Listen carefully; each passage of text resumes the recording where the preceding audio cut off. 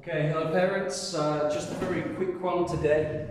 So in math, your children were learning how to use different numbers which would then give a total of 10 or 20. They also had something quite difficult, which is that they could only use combinations of the numbers 1, 3, 5, 7, 9, and the addition and subtraction symbol. And they couldn't repeat those numbers as well.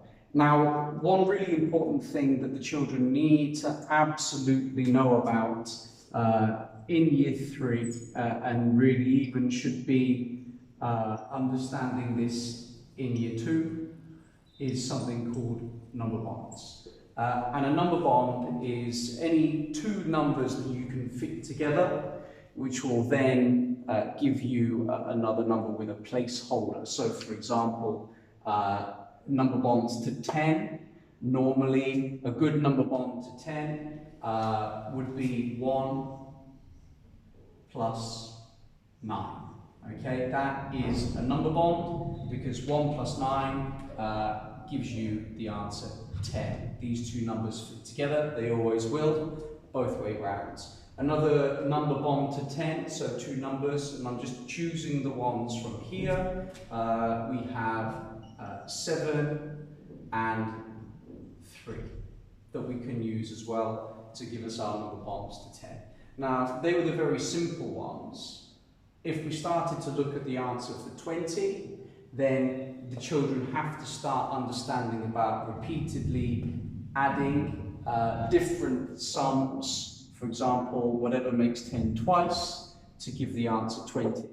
So we know that just because 1 plus 9 equals 10 and 7 plus 3 equals 10, that if I come over to here, 1 plus 9 plus 7 plus 3 is automatically going to give us 20, okay? It's about speeding up the mental calculations so children can already see that these two numbers fit together to make 10, and these two numbers fit together to make 10 to give us the answer of 20.